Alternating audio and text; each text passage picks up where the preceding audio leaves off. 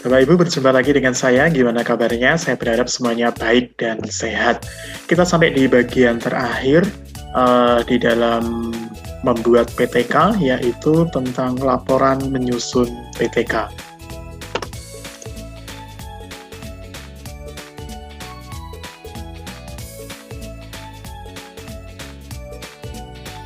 Ya, menyusun laporan PTK.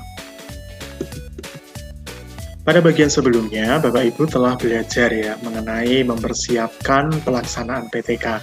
Nah, pada bagian 8 ini, Bapak Ibu nanti akan diajak untuk menganalisa dan menyusun laporan PTK berdasarkan pelaksanaan tindakan PTK yang telah dilakukan pada akhir materi ini.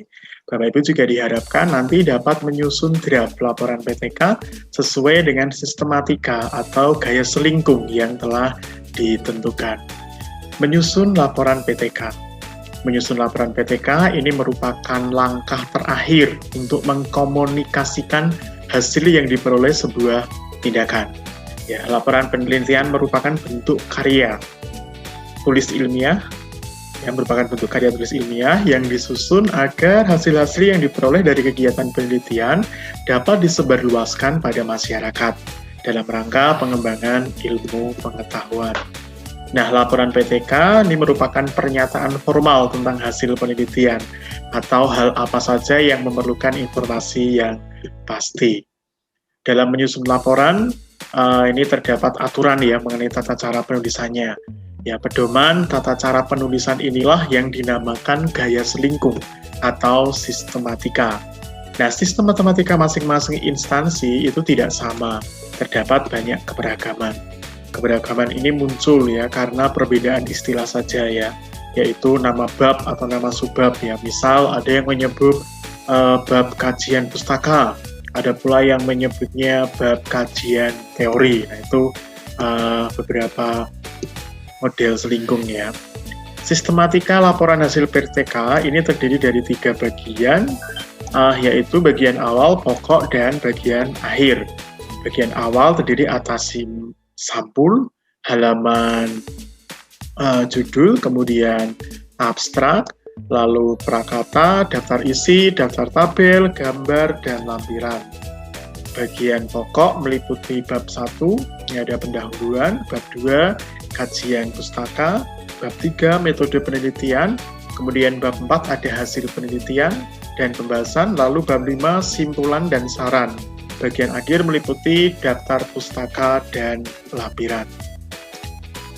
Nah, sistematika laporan itu terdiri atas yang pertama bagian awal, Bapak Ibu, ini meliputi judul penelitian, kemudian halaman pengesahan, abstrak, kata pengantar, daftar isi, ya.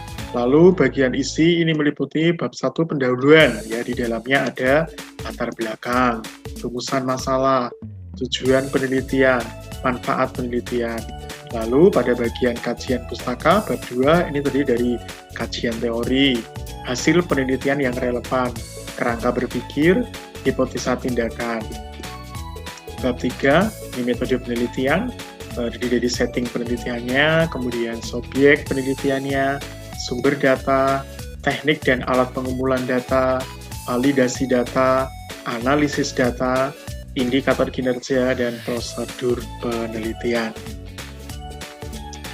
Hasil bab 4 ini berbicara tentang hasil tindakan dan pembahasan. Ya, bagaimana deskripsi kondisi awal, deskripsi siklus 1, deskripsi siklus 2, pembahasan tiap siklus, temuan penelitian dan pembahasan. Ya. Kemudian bab 5 ini penutup, simpulan, saran, dan ada bagian penunjang, ini meliputi daftar pustaka dan lampiran. Kemudian ini adalah alur pikir penyusunan PTK ya Bapak Ibu. Kalau yang pertama kita membuat judul, setelah itu kita membuat abstrak. Nah, setelah abstrak masuk di pendahuluan, ini nanti berbicara apa masalahnya dan di mana. Ya, mengapa menjadi masalah di tempat kita, misalnya di kelas kita, di sekolah kita, apa tindakan sebagai alternatif pemecahan masalahnya, lalu mengapa memilih tindakan tersebut. Nah, ini nanti ditulis di pendahuluan. Kemudian di kajian pustaka, apa dan bagaimana teori-teori pendukung tindakan tersebut nanti harus tertera. Apa dan bagaimana teori-teori yang mendasari peneliti memahami hakikat masalah tersebut. Lalu, berikutnya masuk ke metode penelitian. Apa dan bagaimana penelitian dilaksanakan. Hasil tindakan sebelumnya. Apa hasil penelitiannya, bagaimana hasil tersebut diperoleh, mengapa diperoleh hasil demikian. Ya, kemudian simpulan dan sasaran. Apakah masalah terpecahkan? Bagaimana proses pemecahan masalahnya? Ini simpulan dan saran, bukan sasaran ya. Kemudian daftar pustaka. Apa saja sumber yang digunakan dalam penelitian ini? Ditulis di daftar pustaka, lalu lampiran nanti menyertakan apa saja dokumen yang digunakan dalam penelitian. Hasil tindakan dan pembahasan. Isi bab hasil penelitian dan pembahasan ini merupakan bagian paling penting dalam laporan PTK. Ya, pembahasan dibuat berdasarkan kajian teori serta hasil-hasil penelitian yang relevan sebagai pijakan untuk membuat kesimpulan dan merumuskan saran. Simpulan merupakan jawaban dari rumusan masalah. Penulisan simpulan dibuat berdasarkan hasil penelitian dan pembahasan pada bab sebelumnya. Selanjutnya, saran disusun dengan merujuk pada tujuan penelitian dan simpulan.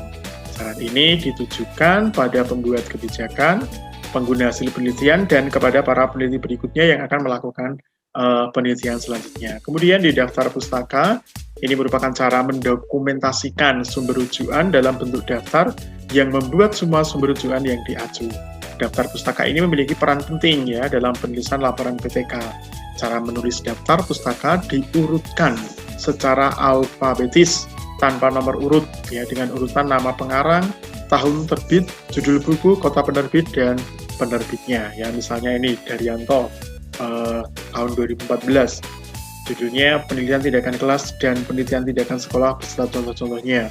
Nama kotanya Yogyakarta, penerbitnya Gama Media. Itu contoh. Lampiran.